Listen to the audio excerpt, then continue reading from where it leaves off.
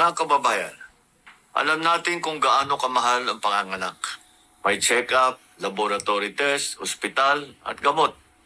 Kapag kinulang ang pera, napipilitan tayo maghintay o magtipid. Dito nagsisimula ang panganib. Maraming ina ang nanganganak na walang doktor. Hindi dahil ayaw nila ng tamang pang-alaga, kung hindi dahil hindi nila kaya ang panggastos. Ito ang nais natin baguhin. Simula ng April 30, mas pinalawak at mas mataas na ang maternity benefit ng PhilHealth.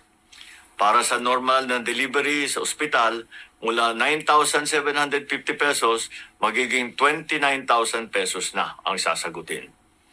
Para naman sa cesarean section, mula 37,000 pesos ay magiging 58,000 pesos hanggang 62,000 pesos na.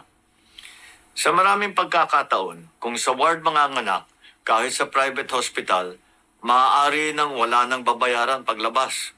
Pinalawak din ang prenatal care. Mula 4 na check-up, magiging 8 na ang sasagutin ng PhilHealth.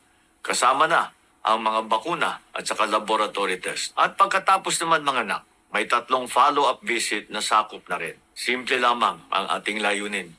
Nais natin matiyak na ang bawat ina ay makakapagpanganak ng ligtas at hindi nag-aalala kung saan kukuha ng pambayad. Nais natin na walang buhay ang malalagay sa panganib dahil lamang sa kakulangan ng pera.